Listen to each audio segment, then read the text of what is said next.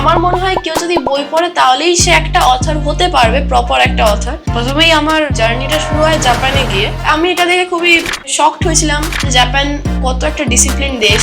তুমি কি জানো, মানে আমি যে স্কুলে যেতাম সেই স্কুলে স্টুডেন্টসরা স্কুলে পড়ছে, তাই জন্য স্টুডেন্টসদের 10,000 ইয়েন দিচ্ছে। কোভিডের সময় যেমন আমাদের স্কুল বন্ধ হয়ে গেছে, তো তখন পড়াশোনাটা কিভাবে কন্টিনিউ করতে? পড়াশোনাটা তো ডেফিনেটলি অনলাইন ক্লাসেই হতো, আর অনলাইন ক্লাসে আমি ফাঁকি মারতাম।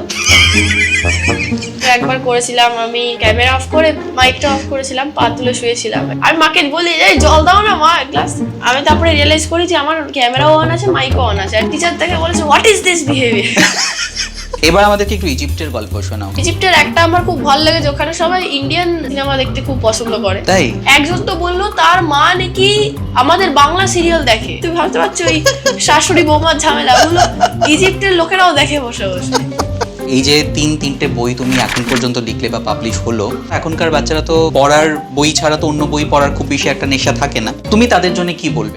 আমার মনে হয় তুমি যদি বই পড়ো তাহলেই তুমি বুঝতে পারবে যে একটা অথর কি করে নিজের ফিলিংস বা এক্সপিরিয়েন্সেস একটা পাতায় নোট ডাউন করে অন্যদের ওটাকেই দেখিয়ে দেয়।